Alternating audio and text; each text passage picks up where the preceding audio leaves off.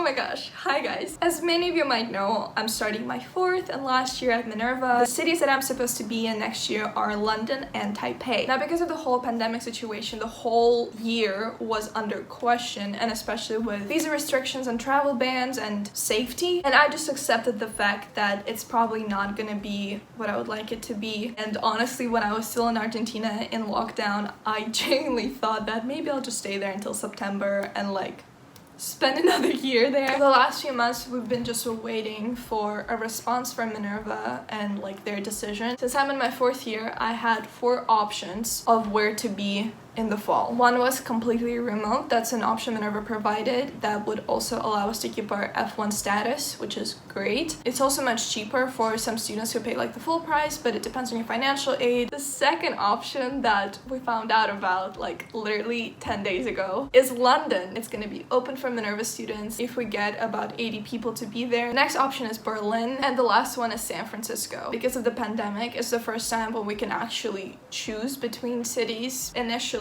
there's a set and you just go. When I first heard the news, that's all I dreamed about, of like going somewhere in the fall so that I get to see my friends again and enjoy traveling, specifically because of London. It seems to me like it's a center of the world and colonialism, but also center of the modern world, and it's so international and there's so much history there, and the architecture and the people, and I've never been, and it's also like a vegan paradise from what I've heard. However, when I heard the news that we get to choose from all the cities, my brain, my heart just went to Berlin straight away, because Berlin is comfortable. I have friends in Berlin. My partner lives in Berlin. Basically, Berlin is my comfort zone. It's a place that I know I love, and I for sure would enjoy it. The last option is San Francisco, and on my list of preferences that we sent to Minerva, it was my last preference just because it's very far away and I don't want to be far away from Moscow, to be honest, and that never was a concern before. But after Argentina, I think I reconsidered some things, and for a few days I just wanted to go to Berlin, and I had to talk to my family about it, and they're like, what are you doing? Just go to London. I wanted to be in Berlin, but then I was wondering if it's just because I'm scared of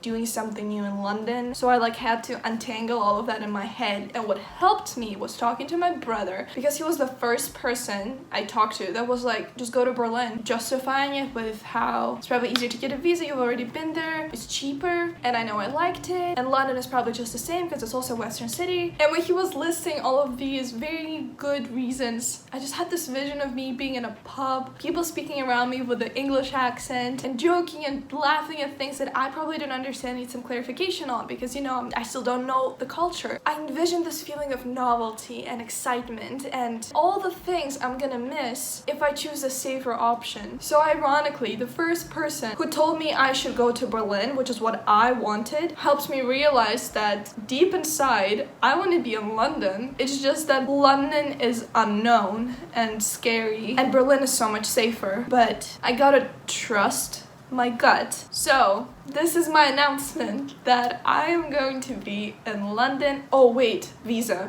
This is my announcement that I'm gonna be applying for a British visa. I think it's gonna be so exciting for me as a foreigner to live where a lot of my audience lives and experience it for myself and show it to you through my eyes of a confused Russian. And I also really hope that I will get to meet a few of you in person, doing meetups and stuff like that. I hope.